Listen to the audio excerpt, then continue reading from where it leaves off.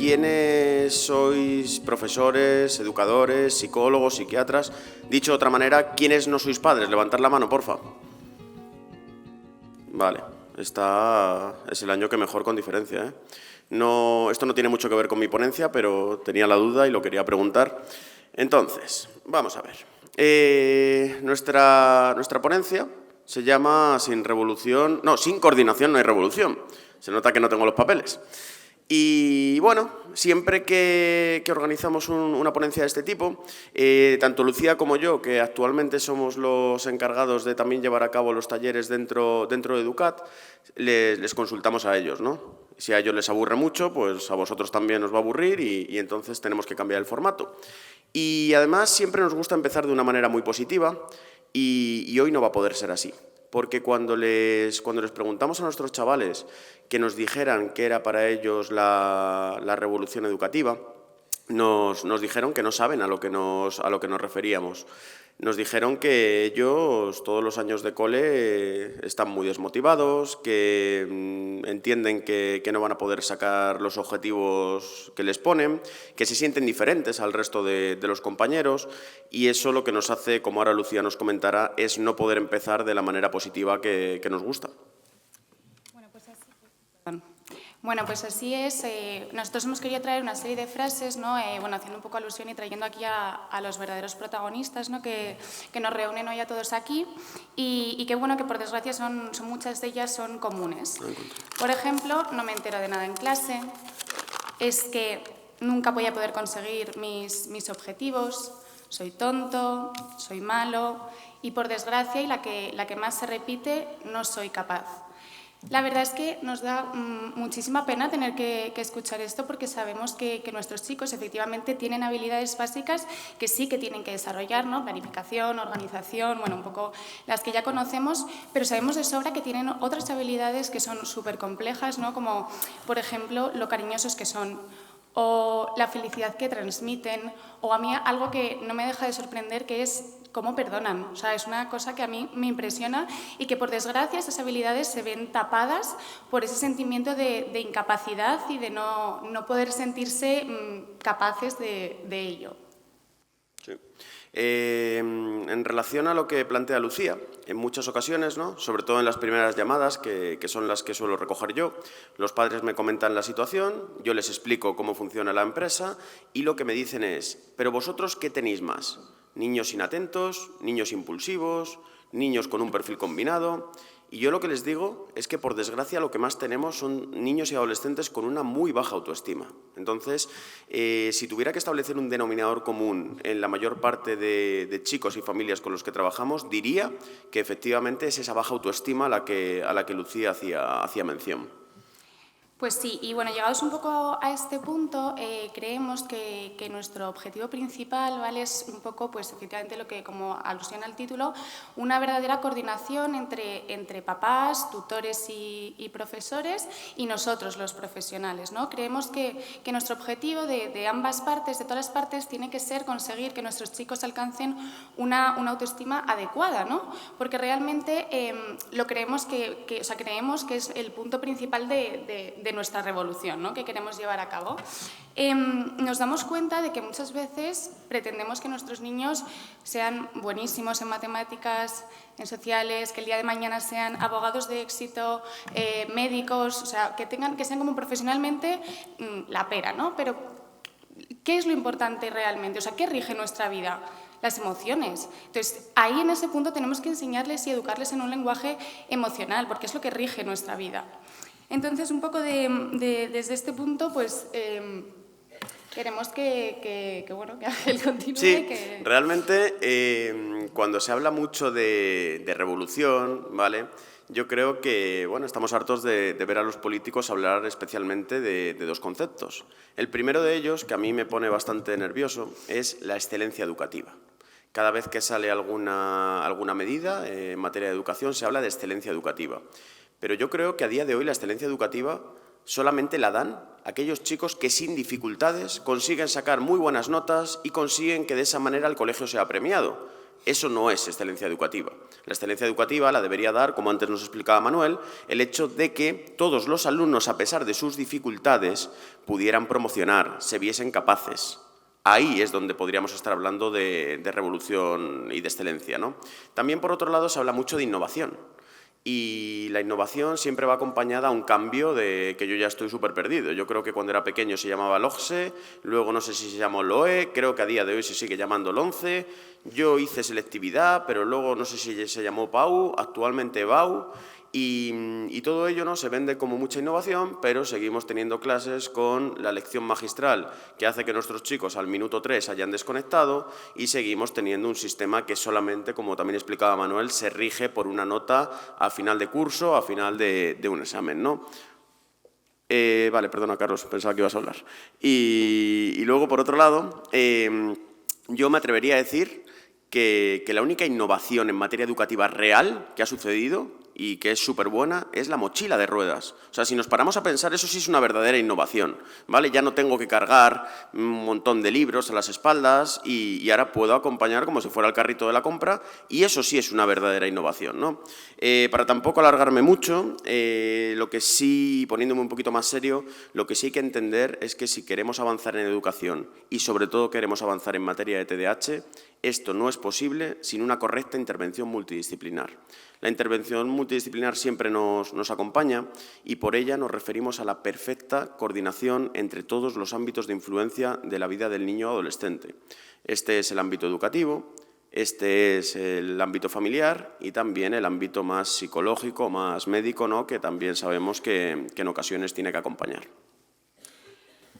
Bueno, pues nosotros hoy lo que hemos querido pretender un poco, ¿no?, es esta palabra que nos encanta a los psicólogos, que es la de empatía, que tratéis de empatizar un poco tanto familias con colegios como colegios con familias, ¿no? Al final, nosotros hoy lo que hemos traído aquí son una serie de frases que recogemos y escuchamos continuamente pues, bueno, de ambas partes, ¿no? Por ejemplo, de las familias hacia los coles, ¿no? Pues muchas veces escuchamos, todavía dependemos del tutor que nos toque a ver cómo va a ir el curso. Y bueno, pues evidentemente sí que está bien que tengamos un tutor colaborador, ¿no?, pero tampoco tiene que depender 100% de ello. ¿Creen que las medidas hacia un TDA y hacia un TDAH son las mismas? Pues efectivamente, no es lo mismo tratar con un perfil mucho más inatento que con un perfil hiperactivo, ¿no? No conozco al orientador. A mí esta me parece bastante grave. ¿Por qué? Porque los profes muchas veces no tienen por qué saber aplicar ciertas medidas y ciertas cosas que nuestros niños con déficit de atención necesitan. Entonces, el orientador va a ser un poco el que va a tener ese papel, ¿no?, de enseñar y de proporcionar al profe las herramientas necesarias para, bueno, pues para ayudarle en la medida de lo posible, ¿no? No aplican las medidas no significativas. Efectivamente, no desde luego el cole que tenemos hoy aquí, pero muchos coles a día de hoy siguen sin aplicar estas medidas, ¿verdad? ¿Creen que es falta de buena educación? Bueno, sabemos que la educación sí es algo muy importante, pero desde luego no es provocador en ningún caso de un trastorno, ¿no?, como es el déficit de atención. ¿Quieren aplicar medidas directamente significativas? Igual de grave. O sea, realmente, si un niño no necesita las medidas significativas, no se las podemos poner. ¿Por qué? Porque le estamos privando al final de una educación normativa y de que él siga y curse un ritmo normal como cualquier otro niño, ¿no? Esto sería, en último caso, cuando curse con otro trastorno o exista una gravedad muy, muy extrema. Mi hijo ya ha pasado por 3 centros. Al final, ¿no?, los papás están tratando de buscar lo mejor para sus hijos e incluso les mueven, pero aquí los afectados reales, ¿quiénes son? Pues los niños que cambian de amigos, de profes, de sitio, ¿no? Al final es una adaptación que por supuesto les cuesta. Y comentan que todo hay que hacerlo desde casa. Pues ni todo hay que hacerlo desde casa, ni todo hay que hacerlo desde el cole, ¿no? Seguro que a muchos papás os sonarán algunas de estas frases, las pensaréis o bueno, las habréis dicho incluso en algún momento, ¿no? Bueno, y queríamos lo mismo para los colegios, ¿no?, para los tutores que también nos dan sus quejas sobre las familias, ¿no? Solo exigen y piden y a veces incluso les hacen, ¿no?, las familias que solo piden, les hacen sentirse incluso que ellos, ¿no?, como decía antes nuestro compañero, que no hacen nada, ¿no?, que incluso son vagos o que pasan completamente del alumno cuando sabemos que no es así, ¿no? Otra frase que también escuchamos mucho es: no saben lo que es tener 30 alumnos por clase. Pues efectivamente no lo sabemos y queridos papás, tenéis que daros cuenta, ¿no?, de que al final cada alumno necesita su espacio y su atención y cada uno tiene su dificultad, aunque no se llame déficit de atención y se llame de otra forma, ¿no? Entonces, bueno, pues hay un poco también la empatía con los profes. Y por otro lado, es un trastorno cuyas medidas son muy recientes y por tanto no conocemos y no tenemos formación. Aquí un poco resaltar otra vez la figura del orientador, ¿no? ¿Por qué es tan importante? Porque efectivamente ellos están formados en ser profes, no son profes y psicólogos. Entonces tenemos que entender también que necesitan, ¿no?, pues sí que, bueno, que en ello estamos, ¿no?, en la revolución, pero que todavía desde luego no está impuesto. Entonces, bueno, por todo esto nosotros cuando vamos a las sesiones, la verdad es que muchas veces tengo que deciros que nos ponéis en un papel pelín incómodo porque nos sentimos hasta que tenemos que ser un poco mediadores, ¿no? Y creemos que parece que sois como bandos cuando realmente vais en el mismo barco y tenéis que ir en la misma dirección todos. O sea, al final el objetivo de ambos es el mismo, ¿no? ¿Por qué tenemos que tratarnos como con esa, ¿no?, discrepancia cuando en vez de estar unidos en el mismo proyecto? Entonces, un poco la solución y bueno, lo que hemos pensado, que creemos que puede ser útil, ¿no?, y que creemos que falta y que por eso se da esta falta de comprensión entre ambas partes, es que no sabemos cada uno cuál es el papel que tenemos que tener, ¿no? Por un lado, pensamos que las familias, el papel que deberían tener es, por ejemplo, el estudio, el proceso de reelaboración de contenidos, el estudiar en sí, hacer los deberes, eso se hace en casa. Es un rollo, sí, lo sabemos y sabemos que vivís verdaderas guerras, pero eso se hace en casa. No podemos pretender que en el cole vengan con todo perfecto y estupendo. Entender, por supuesto, la complicada labor que tiene un profe. Tienen que atender a muchos alumnos a la vez y bueno, sabemos que esto no siempre es fácil. Y por último, saber qué puedo y qué no puedo exigir al colegio. Al final sabemos que estáis depositando en el cole durante 8 horas al día, que es un montón, a vuestro hijo, ¿no?, que es lo que más queréis y que por supuesto queréis que tenga una atención plena y una atención totalmente individualizada, pero aquí os animamos un poco a que estas expectativas no se reconduzcan un poco, porque nos encantaría y a los profes les encantaría y estamos seguros de ello, de tener totalmente controlados y con un seguimiento a nuestros chicos, pero no siempre es posible. Bueno, y de la misma manera queríamos también un poco definir las pautas, ¿no?, que los coles, o cuál es el papel de los coles. Bueno, pues dentro del tiempo, que yo sé que es acotado, ¿no?, y dentro de la medida posible, pues aumentar el número de seguimiento, o sea, el número de tutorías individuales con el fin de tener un seguimiento continuo. Porque imaginaros que el niño, pues oye, ha tenido una lagunilla de 2 semanas. Pues hombre, reconducir 2 semanas es una cosa. Ahora, si estamos con 5 suspensos en diciembre, bueno, pero como nos estemos planteando un repetir curso en junio, ahí reconducirlo es bastante más complicado. Entonces, con las tutorías individuales sí que podemos notar cierta dispersión, ¿no?, que la dispersión se ha producido y tratar de reconducirlo, ¿no? En las tutorías grupales, que sabemos que soléis tener semanal o cada 2 semanas, sabemos que tratáis un montón de cosas y cuestiones que son muy importantes, pero nos gustaría que, por supuesto, en la medida de lo que se pueda, que trataréis de incorporar un poco las emociones, ¿no? Al final, nuestros niños sienten que solo tienen ellos dificultades cuando no es así, ¿no? Cuando todos los alumnos y todas las personas tenemos dificultades. Y un poco para entender que todos sus compañeros también les puede pasar, incluso pueden ser apoyo en algún momento difícil. Y por último, y a mí me parece quizás la más importante, ¿no?, y si algo referente a los profes os tenéis que llevar hoy de aquí, para mí es que recriminar en privado y reforzar en público. ¿Por qué? Porque al final, aunque sea por una tontería que se haya dado la vuelta, que haya dicho el compañero cualquier cosa, es un hachazo para su autoestima. Y aquí también se alimenta un poco esa creencia que ellos tienen de es que soy tonto, es que me tengo que llevar yo las broncas, es que, ¿no? Y ahí empieza un poco todo lo malo a salir. Eso es. Bueno, creo que Lucía, como no hagamos un poco la pelota a las familias, nos van a puntuar fatal en el cuestionario, porque les has dado un poco de caña, pero bueno, vamos a ver. Ahora viene mi parte favorita y muestra un poco también cómo han sido estos años, ¿vale? Los 2 primeros años fueron duros, porque fueron años de rogar a los colegios que por favor aplicasen algún tipo de medida con nuestros chicos. Era muy frustrante ver cómo, después de mucho esfuerzo, porque bueno, sabéis que niños y adolescentes en general, me da igual que tengan TDAH o no, pues es a veces difícil, ¿no?, el poderlos gestionar. Y después de mucho esfuerzo podíamos llegar a conseguir que ellos trabajasen bien en casa y todavía no veían, ¿no?, recompensado ese esfuerzo en nota, entonces los chavales se nos desmotivaban, no había ningún protocolo, nosotros llevamos 7 años, en los 2 primeros años posiblemente protocolos sí había, pero no había ninguna normativa y eran 2 años de rogar a los colegios que por favor pusiesen algún tipo de medida para que nuestros chavales no se hundiesen. De repente entra el protocolo, ¿vale? Cuando entra el protocolo, es un soplo de aire fresco para todos, porque ya tenemos una normativa en la que podernos apoyar. Y bueno, poco a poco empezamos a ver que los colegios pasan a extremos. ¿A qué me refiero? Y yo creo que es un poco la postura a día de hoy, por parte de muchos coles. Hay extremos. Lo mismo llegamos a un cole, planteamos que hemos empezado a trabajar con un chaval que se le ha diagnosticado TDAH y lo que nos dicen es, bueno, aquí entonces no hay casi ninguna medida que aplicar, que lo mismo pasamos al extremo contrario. Y vemos una cara de susto y dicen, bueno, si este alumno tiene TDAH, habrá que hacer una adaptación curricular. Tampoco. O sea, TDAH no va unida a adaptación curricular siempre y cuando la única dificultad se dé a nivel atencional. Por lo tanto, nosotros llegados a este punto, y es lo que me apetecería hacer, yo rompería el protocolo. O sea, yo lo rompería.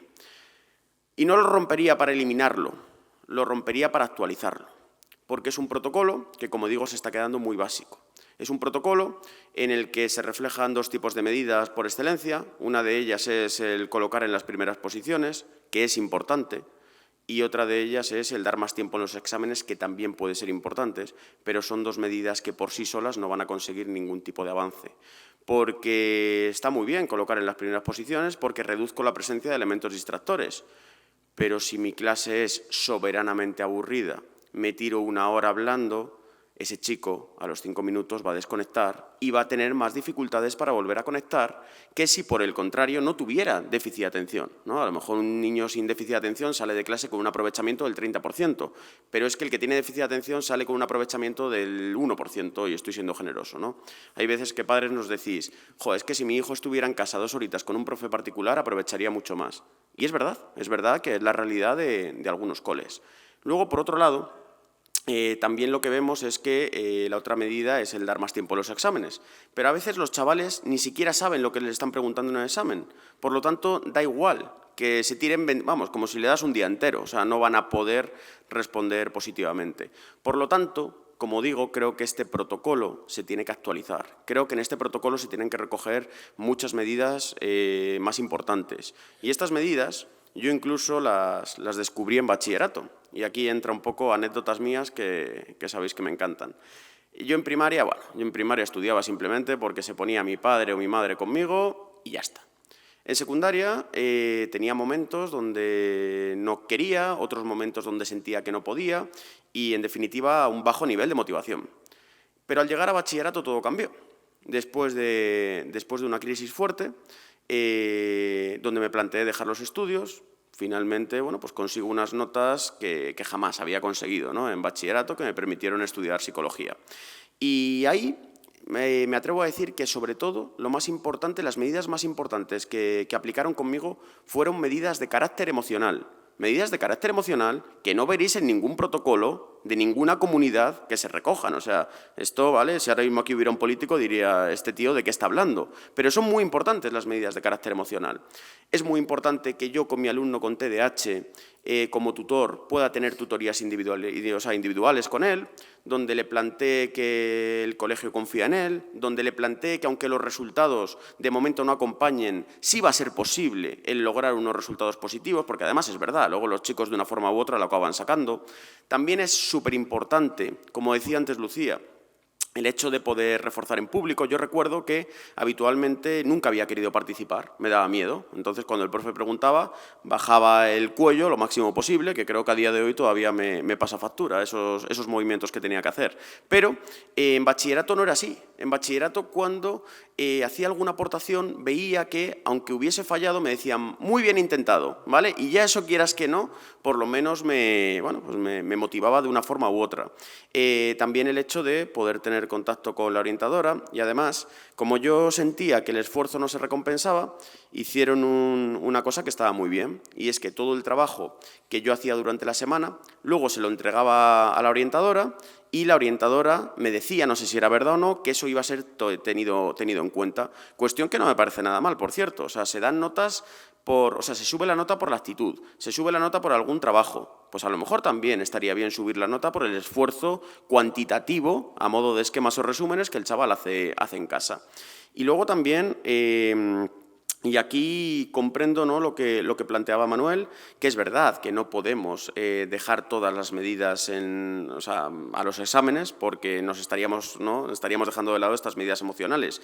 Pero también es muy importante que cambie un poco el protocolo de actuación en materia de exámenes, porque los chavales, en su inmensa mayoría, no saben lo que le están preguntando. Entonces, da igual el esfuerzo que hayan hecho en casa si la pregunta no está lo suficientemente clara. Y como decía Manuel, nos pasa. O sea, nos pasa que a veces revisamos exámenes de nuestros chavales y ni siquiera nosotros. Claro, para no quedar mal con ellos, le digo, bueno, no te preocupes, que el próximo día ya lo trabajamos. Pero la realidad es que yo ni siquiera he comprendido esa pregunta de examen de tercero de la ESO, ¿no? También es súper importante que si ellos han podido apoyar en un esquema, en un resumen, le pueda facilitar una hoja en blanco para que mínimo pueda poner la secuencia de ese esquema que ha trabajado en casa. También es fundamental que los exámenes se les dé de forma espaciada. No le puedo dar 5 preguntas en una cara a un alumno con TDAH, porque al final va a mezclar la primera con la segunda con la quinta, ¿no? Y como digo, yo creo que además este tipo de medidas, y esta es una frase que le voy a robar a Carlos, ¿vale? Pero es una frase súper importante y que a mí siempre me ha calado. Y es que si aplicamos este tipo de medidas, estas medidas van a resultar fundamentales para los niños con TDAH, pero también van a resultar muy, muy, muy positivas para el resto del alumnado. Bueno, pues llegados a este punto, y bueno, espero que nadie se haya sentido ofendido con mi emoción al ponerla. Bueno, como esto es una revolución, pues yo me he venido arriba un poco, a lo mejor, pero sí que creemos que la revolución es posible. Porque aquí tenemos el claro ejemplo de profes, ¿no?, que inventan métodos, estrategias, que lo intentan, que se sigan formando a pesar de no ser su competencia, porque es real, ¿no? A día de hoy no está dentro de sus competencias. Papás que vienen, se informan, leen, nos preguntan constantemente para mejorar en el trato con sus hijos y por supuesto, chavales, ¿no?, y niños y niñas que tienen un nivel de superación brutal y que al final pues lo intentan, ¿no?, y siguen aprendiendo cada día y están motivados. Y son chavales que entienden que las cosas en el colegio se hacen bien, que nosotros con esos coles tenemos muchísima colaboración, que vemos profesores, y esto en la inmensa mayoría se ve, ¿eh? O sea, una cosa es el sistema propiamente del colegio, que a veces podemos discrepar, pero otra cosa es la implicación de los profesores, y es cierto que habitualmente esta implicación se ve.